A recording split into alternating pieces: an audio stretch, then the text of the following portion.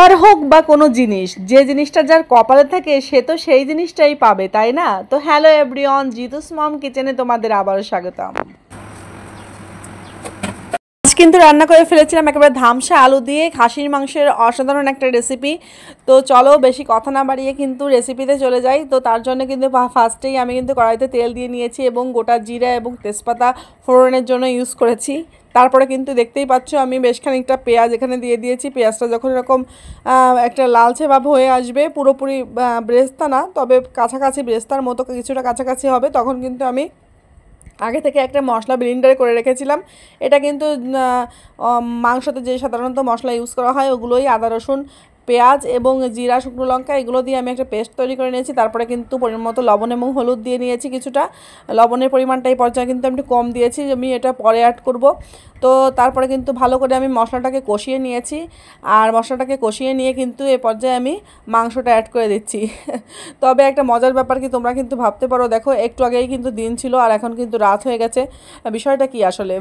দাঁড়াও, বিষয়টা একটু পরেই তোমাদের সঙ্গে ডিটেলস শেয়ার করতেছি। তার আগে বলে দিই, মাঝখানে কিন্তু আমি গোটা রসুন এবং চুই ঝালটা অ্যাড করে দিয়েছি আর দিয়ে দিচ্ছি কিছুটা সরিষার তেল। কষানোর সময় কিন্তু কিছুটা সরিষার তেল যদি তুমি ইউজ করো, মানে সয়াবিন তেল এবং সরিষার তেল দুইটা যদি মিক্সড করে রান্না করো মাংসর ক্ষেত্রে কিন্তু, তাহলে স্বাদটা কিন্তু অনেক বেটার হয়।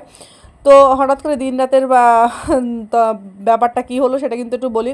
আসলে প্রথমেই বলেছিলাম যে আসলে কপালে যা যেটা থাকে সে সেটাই কিন্তু পায়।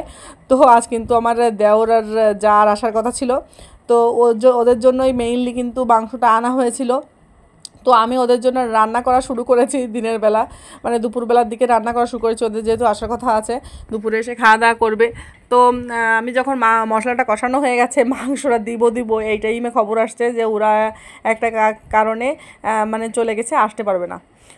তো এই জন্যে কিন্তু সেই সময় মাংসটা রান্না স্টপ করে দিয়েছিলাম। মানে সকালে আমি আসলে অন্যান্য রান্না কিন্তু করে নিয়েছিলাম, যার কারণে আমাদের আর আসলে ওটা দরকার ছিল না। শুধুমাত্র ওরা আসবে বলে কিন্তু মাংসটা ওই টাইমে রান্না করছিলাম, বাকি আরও অনেক রান্না কিন্তু আমি সকালেই করে রাখছিলাম। তো সেই কারণে কিন্তু সেই সময় রান্নাটা করিনি, যদিও তোমার দাদা পরে এসে বলতেছে যখন মশলা কষায় ফেলছো তখন রান্নাটা করে ফেলো রাত্রে। তো সেইভাবে কিন্তু আমি রাত্রে আসলে যার ভাগ্যে যেটা থাকে আর কি। তো এই পর্যায়ে কিন্তু দেখতেই পাচ্ছ আমি ভালো করে কষিয়ে নিয়েছি। কষিয়ে নিয়ে কিন্তু আমি প্রেশার কুকারে রান্না করেছিলাম, যেহেতু এখানে হাড়ের অংশটা খুব কম ছিল, বেশিরভাগই সলিড মাংস ছিল, এই জন্য কিন্তু আমি 10টা সিটি দিয়ে নিয়েছি। 10টা সিটিতেই কিন্তু একেবারে ভালোভাবে গলে গিয়েছিল। তো তারপরে নামিয়ে কিন্তু আমি গোটা গরম মশলা, এলাচ এবং দারুচিনি আর কিছু গোলমরিচ আমি এখানে বেটে কিন্তু নামানোর পরে কিন্তু দিয়ে দিয়েছিলাম। তো দেখো পুরো রান্নাটা কিন্তু কমপ্লিট হওয়ার পরে কত সুন্দর একেবারে জমাট হয়ে গেছে। তো খেতে কিন্তু অসাধারণ হয়েছিল।